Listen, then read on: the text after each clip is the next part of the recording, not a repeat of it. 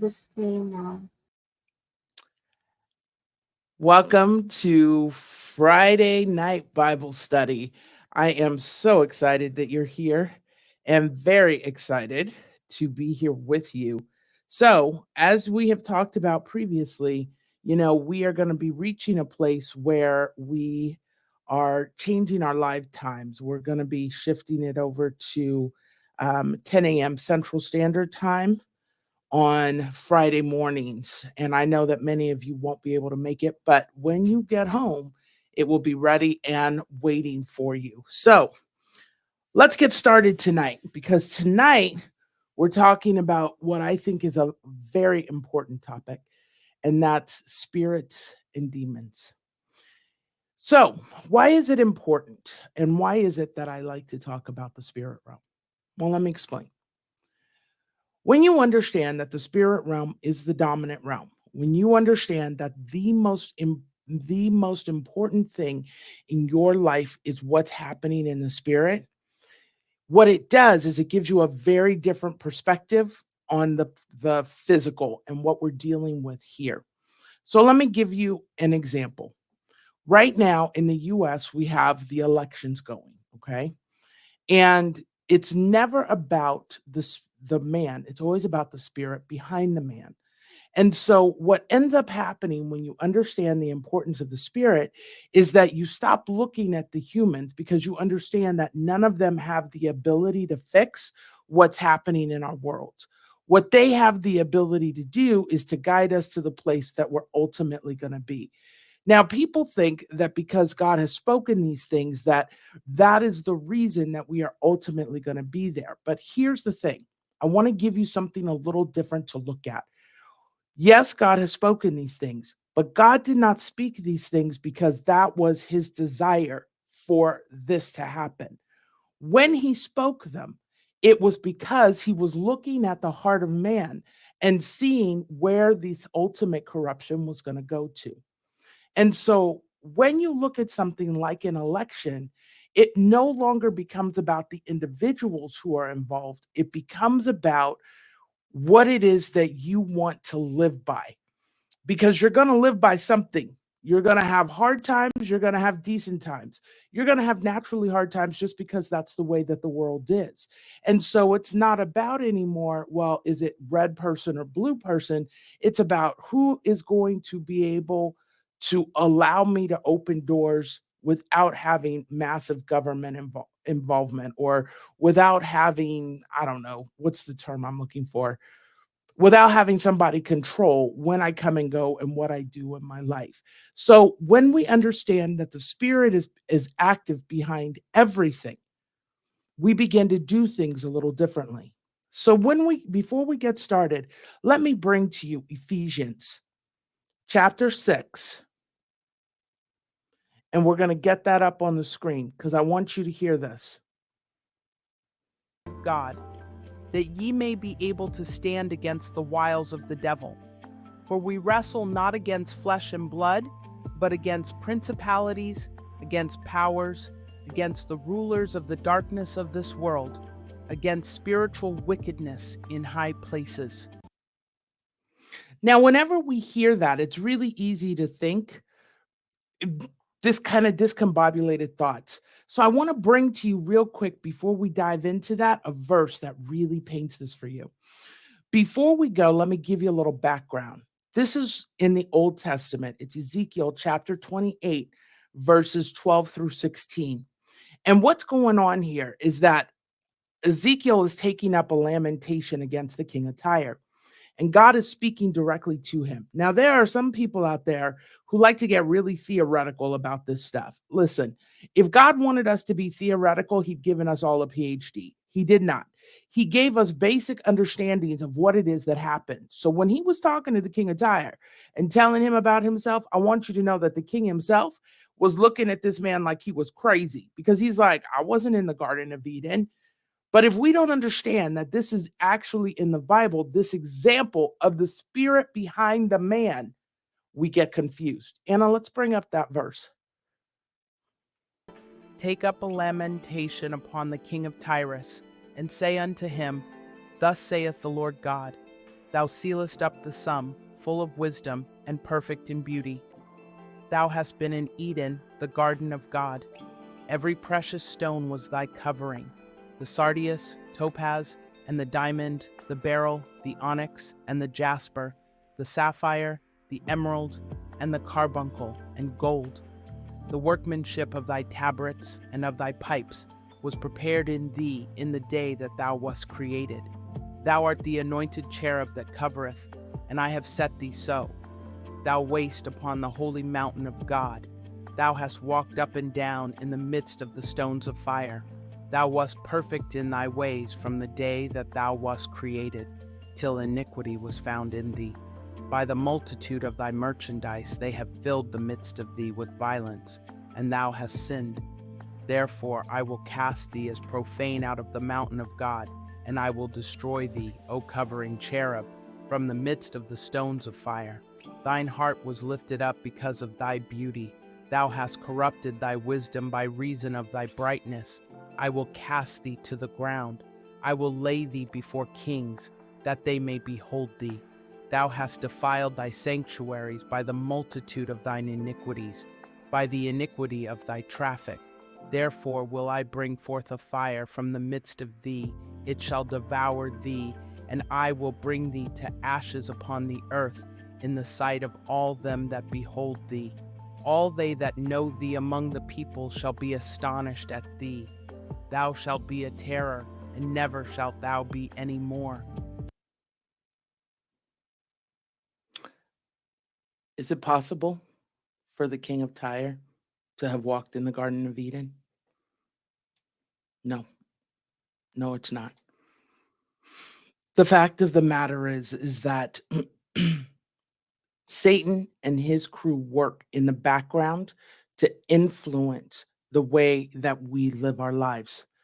When it comes down to addictions, when it comes down to choices that we make, when it comes to putting ourselves before others, these are the spirits that operate behind us. Does that mean that we're victim to these? Absolutely not. But as we are aware of their existence and their operation in the back of our minds, then what we can do is we can start making decisions that are in disagreement with what the enemy is saying. You see, there's a couple of things that God tells us about our enemy in this section in the Ezekiel 28. Number 1, Satan was a created being. He's not a god. He's not omnipresent.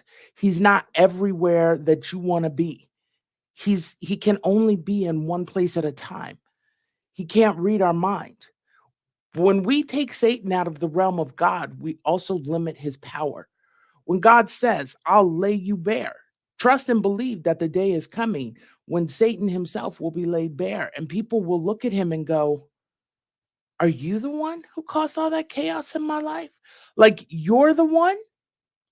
And so, what I really love about this is that when we begin to grasp the magnitude of the spirit, because I want you to understand something. Okay, I have gum on my desk, right? And we're going to pretend that this gum is fruit.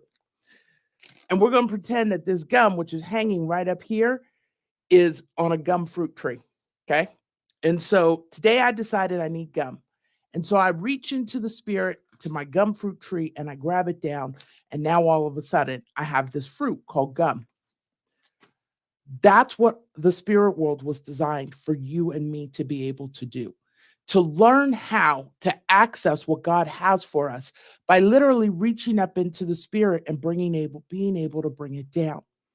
What happens is that we get so caught in what's happening on this world that we forget that everything in the spirit is already for us. God has already spoken many of the things that we want in life. And here's why we don't access it, because we don't believe. You see, the moment you don't have belief, because belief is your fuel, hope is one of your fuels. These are the things that you have to bring your blessings from the spirit down to the earth. Excuse me. When that happens, when you get to the place that you can finally start reaching up and saying, hey, this is what God has for me, I'm going to take it. So let me give you an example. When we first started Destiny, one of the things that the boss said was, this is going to take a lot. You're going to have to deal with a woman who is doing the educating, blah, blah, blah, blah, blah. And I said, let me explain something to you. And here's what I see when my Jesus talks about this is that my job is not to preach. My job is to educate. And by educating, I challenge people to see. Our first year, I don't even think we hit like 100 subscribers, right? But what I saw in the spirit, what I saw from my Jesus was that we were going to be able to grow the channel. We had to just stay the path. There were many times that they wanted to shut this part of the program down. And I said, no, I don't want to do that. Let's keep it going. I'll keep doing it. Before we knew it, once shorts started hitting and things started happening, it started to blow up and it reached a new level. Now, to get to the next level that God has for us, we have to change some things. We have to grow in different ways. You see, that's how you reach from the physical into the spirit. You have to first begin by doing what you see in your head. And it does not always look good in the beginning. If one of our bosses was on right now, he could tell you that it did not look good in the beginning and they wanted to pull the plug. And it was because it was a waste of time. Think about it. You're not in business to lose money. You're in business to make money, correct? And so what you're doing as a community service for people sometimes, if they're not receiving it, it becomes a problem. So what he did was he sat back and he said, fine, if you want to do this, you do it, but you do it on your own time. And I said, okay, that's fine. And so that's how we ended up growing. And so what I want you to understand is that while you're sitting there, while you're waiting on God to do something, don't sit back and do nothing. See what it is that he's showing you.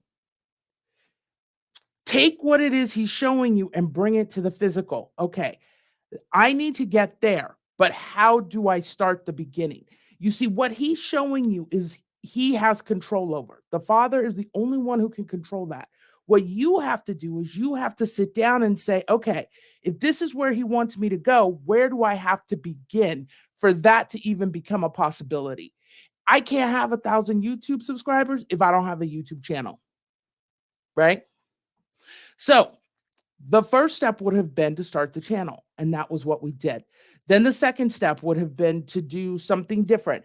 Then the third step would have been to do the next part of it. So once we start the channel, we have to create the videos. Then once we create the videos, we got to start coming up with more and more content.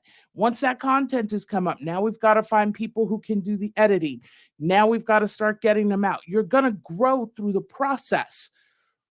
The spirit realm is where everything begins. And because you already saw it up there in the spirit, it's already done. It's not a hypothetical. It's not a possibility. It's already done. Now you just have to bring it down. And those are the steps that you take to go from this is what I see to this is what I'm living. You have to take it incrementally. And your part that you worry about are the steps that you're taking. If for some reason I'm struggling with my health or an individual struggling with their health, but they can see themselves running marathons and doing all of this, but where they're standing at right now is not what that was not that, then they now have to make those choices. Okay, what things am I doing in my life that are stopping me from reaching this point? What is it that I need to be doing? And that's where you begin.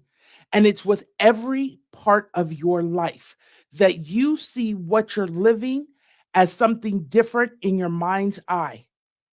Those are the areas where you have to sit down and you have to start planning things out. You see, when we understand that we battle not against flesh and blood, it's not people who are standing in your way, it's the spirit. You begin to talk to those people differently. I don't have to cuss the person out on the street who calls me names because it's not them who's calling me name. It's the spirit that's behind them. Well, does that mean they can't hurt you? Well, of course they can hurt you, but they're only going to be allowed to go so far. I don't have to egg them on. Let them be. Let them say what they want to say. Because in the end, guess who they'll be coming to ask for help, to ask to bring them out, to ask to help to move them through. And that's where God tests where your heart is at. I want to show you one last thing. And that's Genesis chapter 3, verses 1 through 8. 1 through 8. Now the serpent was more subtle than any beast of the field which the Lord God had made. And he said unto the woman, Yea, hath God said, Ye shall not eat of every tree of the garden? And the woman said unto the serpent, We may eat of the fruit of the trees of the garden, but of the fruit of the tree which is in the midst of the garden, God hath said, Ye shall not eat of it, neither shall ye touch it, lest ye die. And the serpent said unto the woman, Ye shall not surely die, for God doth know that in the day ye eat thereof, then your eyes shall be opened, and ye shall be as gods, knowing good and evil. And when the woman saw that the tree was good for food, and that it was pleasant to the eyes, and a tree to be desired to make one wise, she took of the fruit thereof, and did eat, and gave also unto her husband with her, and he did eat. And the eyes of them both were opened, and they knew that they were naked. And they sewed fig leaves together, and made themselves aprons.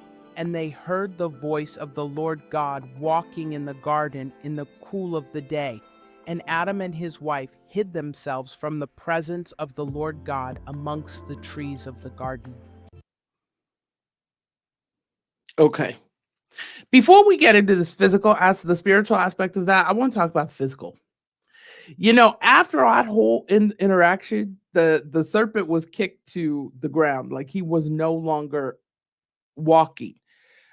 So one of the things, if you remember, God said, "You will forever walk on your slither on your be on your belly and eat the dust."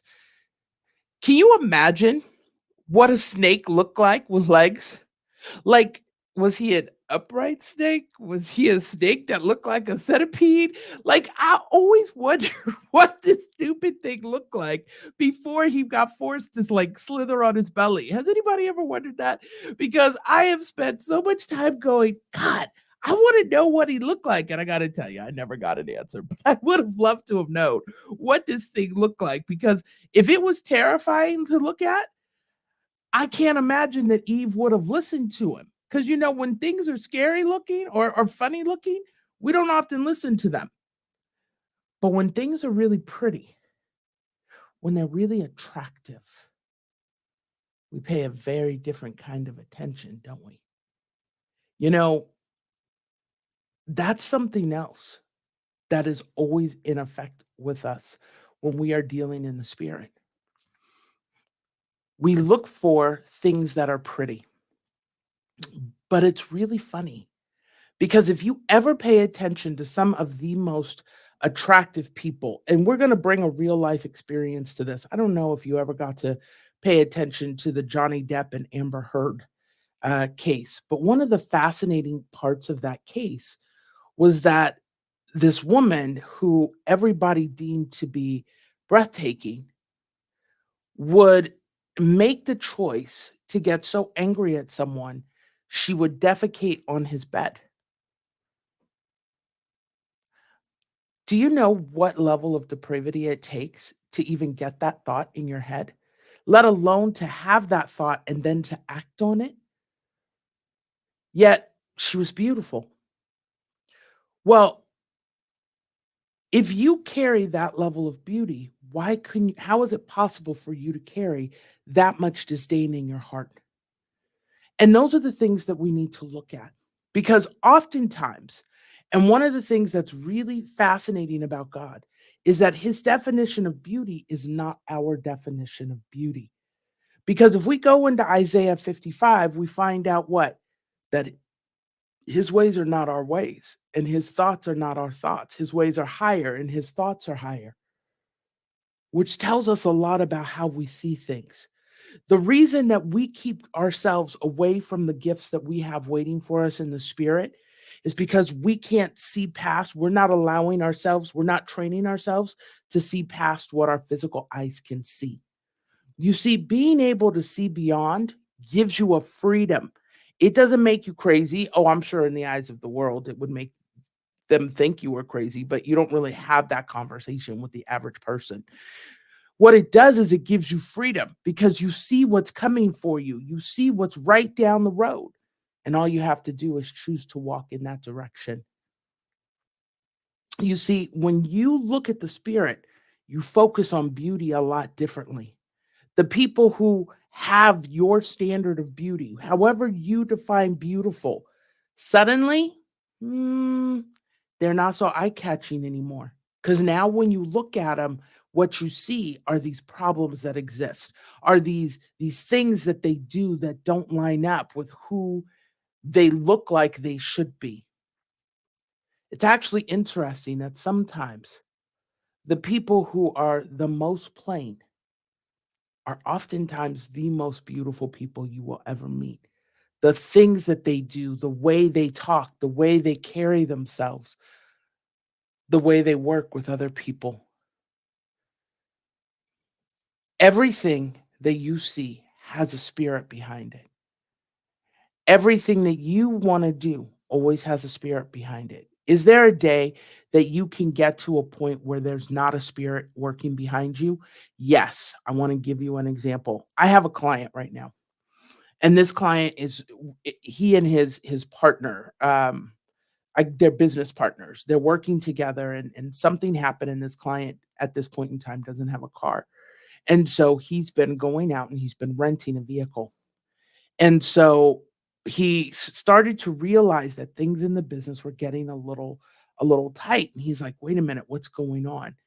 Well, then he went to renew his or extend his agreement with this rental car. And what ended up happening was that he found out he was paying almost $100 a day for this car. And he said, oh no, this has to stop. Now, where is the spirit behind that? One of the ways you can test a spirit is by the decisions that a person makes. When this gentleman came in and he was or hopped on Zoom and we were talking, one of the things that he said is, I'd been wondering what the challenge was. I'd been looking at this, and it was interesting because they had had a situation that blew open a problem within the business. It's just a fledgling business, but they're moving and they're getting bigger, right? And that problem gave him the opportunity to see what was going on. Well, as part of that problem, he got to see, wait a minute, while we're recovering from this, we can't be spending an extra $81.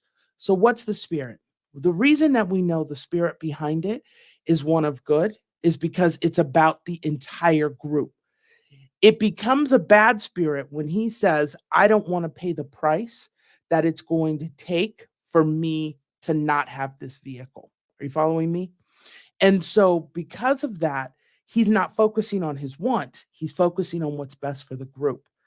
If that changed and he was like, oh no, I need a car because I want a car, now the spirit behind it is bad because that spirit is focused on him.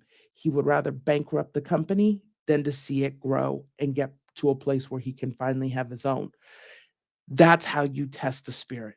That's how you know what it is that's coming up behind you, what it is that's in operation behind you. Is what you're facing focused more on you, or is it focused more on other people? And on that happy note, if you like this video, don't forget to like it. Make sure you comment in the video afterwards. Leave the like, hit the subscribe button. I will see you next week.